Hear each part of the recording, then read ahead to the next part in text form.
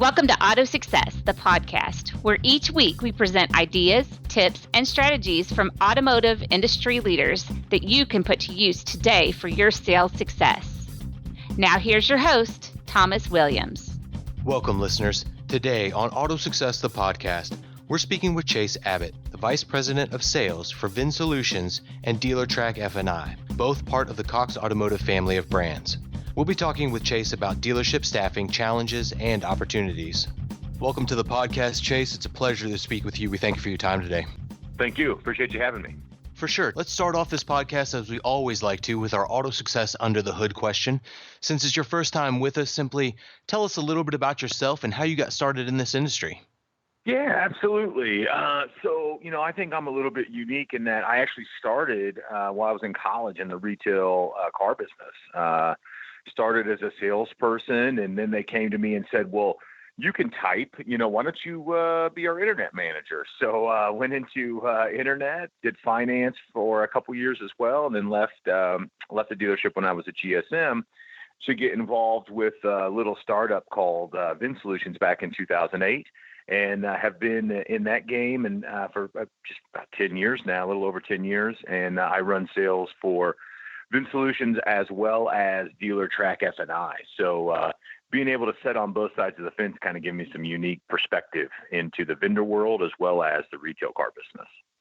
We appreciate you sharing that background with us, Chase. Thank you. And now on to today's topic, dealership staffing and the challenges and opportunities that come with that. What is the current state of the automotive industry and how is it impacting dealerships? 2008, we all know we had the recession. We saw sales climb, however, after that for 7 straight years, and we did 17.5 million new vehicles in the U.S. in 2016. And then obviously in 17, we all know this, we plateaued, and 18 is not looking much better. Or another plateau year kind of again. So the thing that take away from this is that margin compression is here. It's a real thing. When that happens and the internet, drives so much data into the consumer's hands now, it's definitely a revolving now, not around, am I getting a better deal here? Am I getting a better deal there? But it's really about customer experience. And how long does it take me to buy a car? Do they have all the pictures online? Am I going to be able to save some time by doing some of this shopping online? And then when I go into the dealership, am I going to feel comfortable that my data is secure? Am I going to feel comfortable that where I left off online is going to be picked up in store and they're not going to waste my time? So we need to stay super relevant to the customer by installing, relevant tools and relevant talk tracks that we can really, dial in on what the customer wants to hear. And then ultimately when they come in, provide that experience that they're expecting and ultimately sync up with, if they were doing anything online, not to have them start over. Because, there's nothing worse when you call tech support and you explain your whole problem and then they transfer you to another department and you have to say the whole problem again. We want to alleviate that in the dealerships and use the customer experience as your guide will really help in that arena. And Chase, how are employee retention issues hurting dealerships? So, more than most people don't even know this, I think in the dealership world, I didn't when I was in it, but half of your gross profit that you make every month goes to payroll. So avoiding these, issues is just not sustainable. So to give you a little bit of a baseline on, how big of a problem this is, because it's often camouflaged in a dealership. I mean, nobody's talking about this, but we ran a study with Cox Automotive in 2017, a staffing study, and we found an average turnover rate for dealership employees of 40%. Now, if you narrow that down and you look at just salespeople, we're seeing a turnover rate of 67% for salespeople. So 2 out of every 3 you hire are going out the back door. And I think the tradition-based mentality sometimes of the car business just tells you that's okay, because a previous manager said, well, that's just how the car business is. And, I'm here today to say it doesn't have to be that way. The average cost in that same study, we looked at, what's the average cost of a new hire? And we narrowed it down right to about $10,000. So you're looking at an average cost of $10K per new hire. So let's say an average dealership has 30 salespeople, I mean, if you've got 2 out of every 3 going out the back door, that's about $200K a year that you're losing just based off staffing. Now, that doesn't even take into account the customer experience that is suffering because of this revolving door type dealership. And that really impacts the bottom line even more so than the 200K just from the staffing hiring front. So dealerships really need to look at this with a fresh set of eyes and be proactive about solving the problem, before these numbers keep escalating and just really impact the business's bottom line.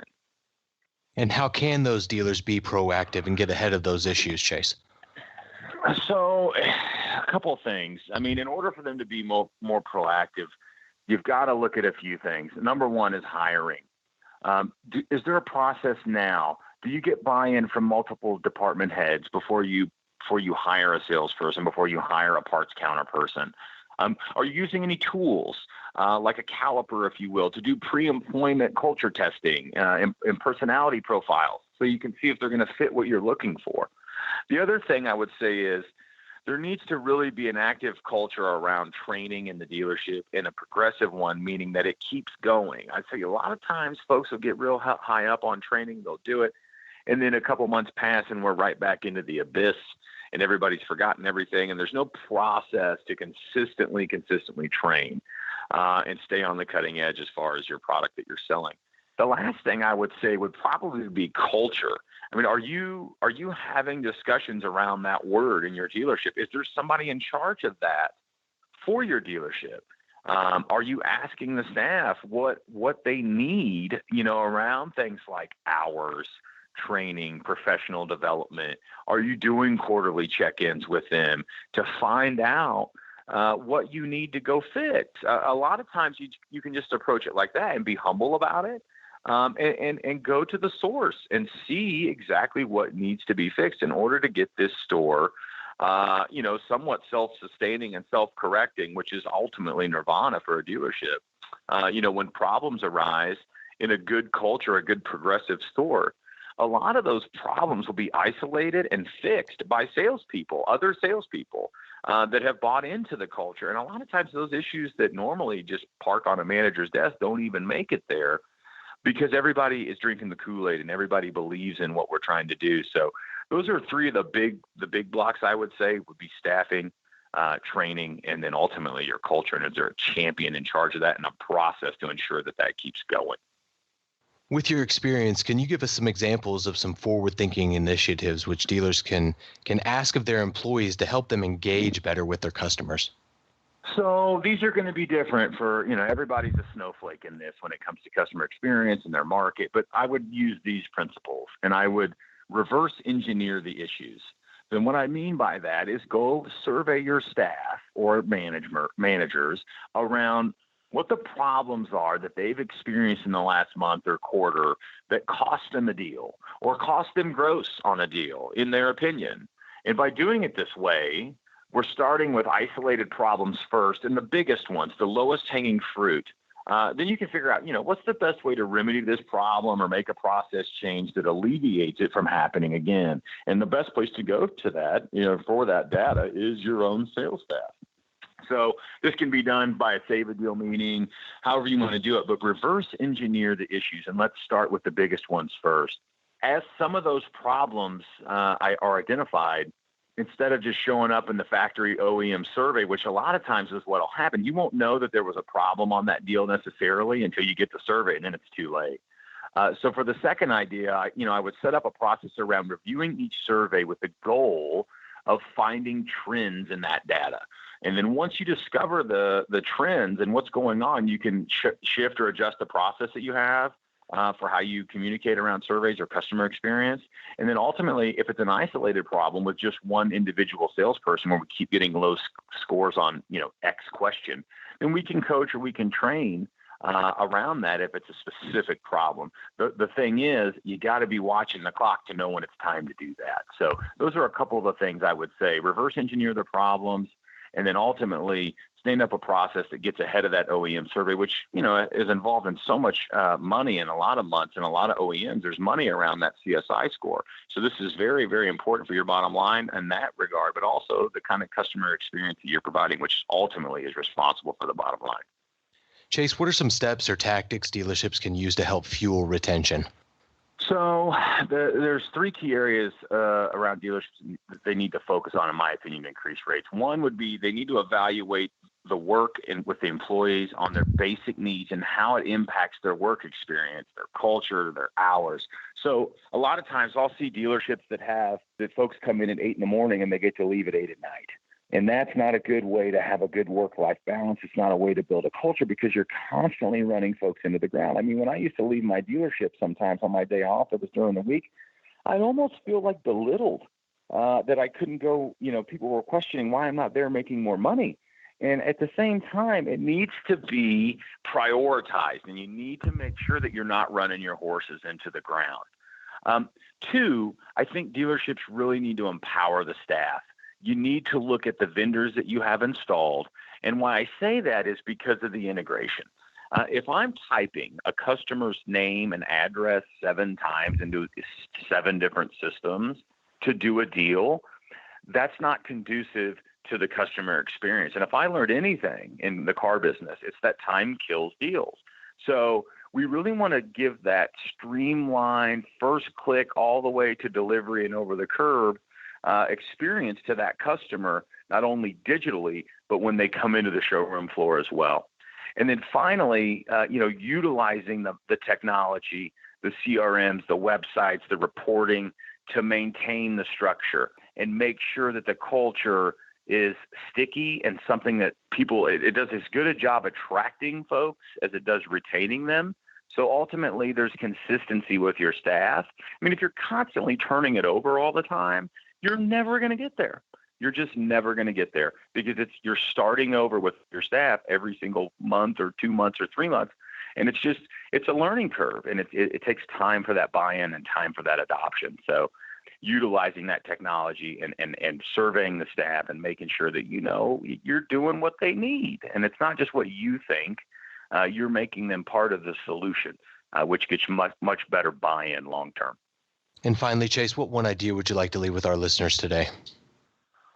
So maybe we'll change idea to challenge, and I want to challenge them today. So I want to challenge yourself, in the status quo. I mean, automotive just has so much runway on this culture front.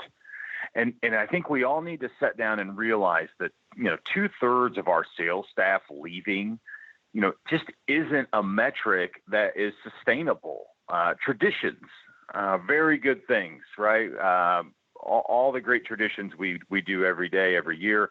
But when they become antiquated, we just can't use them as a crutch. We can get nostalgic about them, but we can't use them as a principle in which to make decisions when they're so antiquated. So the days of just saying, that's just the car business, I mean, we can't afford to do that any longer. That way of thinking really has got us into the pickle that we're in today. So we need to evolve on that front. So I challenge you to look differently at your business and begin to go down this culture cleansing road. I mean, we cannot, I repeat, cannot let short-term goals get in the way of our long-term objectives.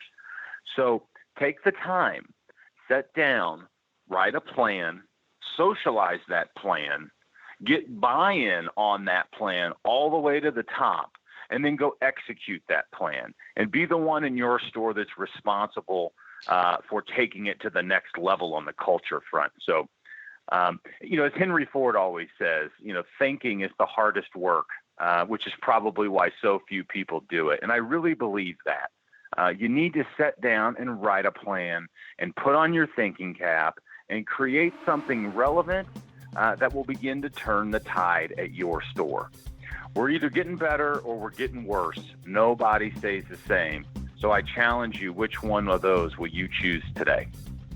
Some great strategies on how dealers can increase their employee retention rates to keep their employees engaged and empowered. We appreciate your time today, Chase. Thank you so much for having us. Really appreciate it. Our guest today has been Chase Abbott, Vice President of Sales for VinSolutions and DealerTrack F&I, both part of the Cox Automotive family of brands. For more information about his company, visit VinSolutions.com, DealerTrack.com, or CoxAutoInc.com. Thanks for listening to Auto Success, the podcast. For information about Auto Success, look us up at autosuccessonline.com, where you'll find previous episodes, our blog, online versions of our past issues, and many more success-driven solutions available for free. If you have any questions, comments, or suggestions about this show or future shows, email us at podcast@autosuccessonline.com. Now make it a successful day.